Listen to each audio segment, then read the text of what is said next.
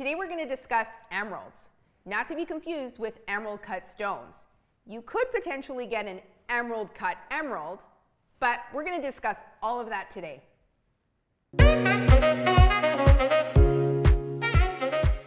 Okay, so in today's video, we're going to go through all things emeralds. We're going to go over the things that affect the pricing, the colors that they come in, some of the issues with clarity we're going to advise you in. We're going to go things like the best shapes that we recommend. We're also going to dive into the lab versus natural and the pros and cons there as well. Emerald is the Kelly green of gemstones. It has been called the jewels of kings. It also serves up as the May birthstone. Calling all May babies. So let's dive right into the factors that make an emerald valuable. One of the main things is going to be the color, what it's known for. Now, there are different shades that they come in. What's interesting as well, as you see them, a lot of this is also linked to where they come from. You know, the ones that Colombia is very well known for their emeralds. It almost has a bit of almost a bluish tinge to their green. Zambia has beautiful emeralds, typically a little bit darker. Brazil, Ethiopia even have and even those have a little bit of a different shade of green. Some of it is definitely a preference issue, but the deeper the saturation, generally, you're going to get a higher value in price. Now on the flip side, what devalues the emerald is if the color doesn't have that nice saturation all throughout. Maybe you have a little bit darker in one area, a little bit lighter throughout, but you really want that nice color consistency all throughout the stone. So right on to the other thing that really affects pricing is clarity, okay? So real quick, so there's three types of gemstones in general. Your type 1s, kind of like morganite, they're always flawless. You don't have to ever worry about them. Type 2, rubies and sapphires, there are imperfections, but you can also get them where they're like so small or invisible that you don't really see them. Type 3, which is what emeralds belong to, are your stones where they always have imperfections, and it is a part of the look of the stone itself. So here's the catch-22, and it comes down to one word: chromium. Chromium is a chemical element. It is the same chemical element that creates that beautiful dark rich green in an emerald, which is highly valuable, but that is the same element that also creates the imperfections throughout the stones. So here's where we really come in.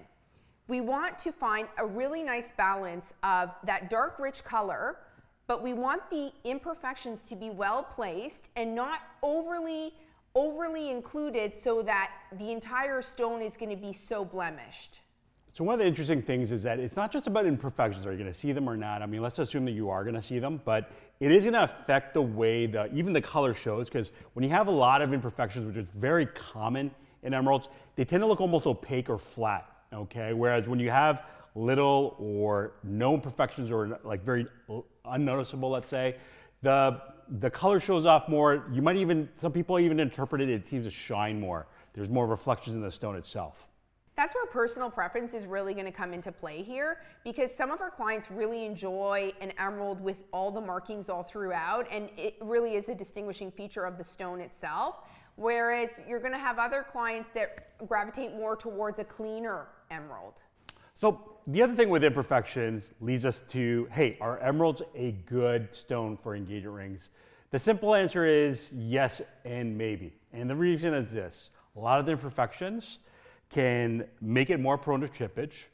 I will also let you know, they're a little bit of a softer stone, right? So on this Mohs scale, 7.5 to 8, that's reasonable. However, depends on where and the types of imperfections are. So if they're by the edges where a claw would go, no, right? However, if they're somewhere in the middle or whatnot, should not be an issue. This is where the skill of the setter is so paramount, because there are years of mastery and experience with gemstones setting them. They know exactly how to set it, where to apply the pressure, where not to eliminate the unnecessary breakage or chipping that you might get with the more junior, inexperienced setter.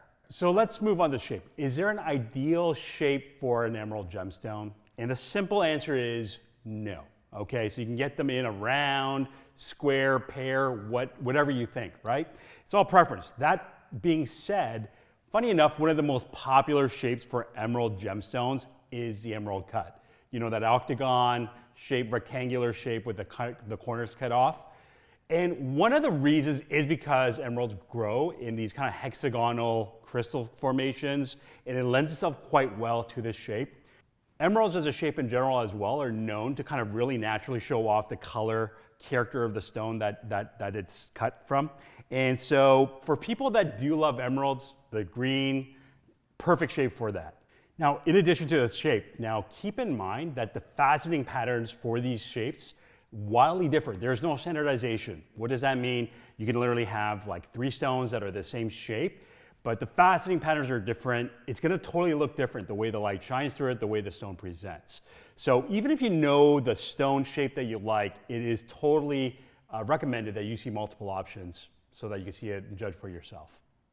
Now this leads us to why carat weight is such a meaningless concept. You can have 3 emeralds with the exact same carat weight and they will be wildly different in size.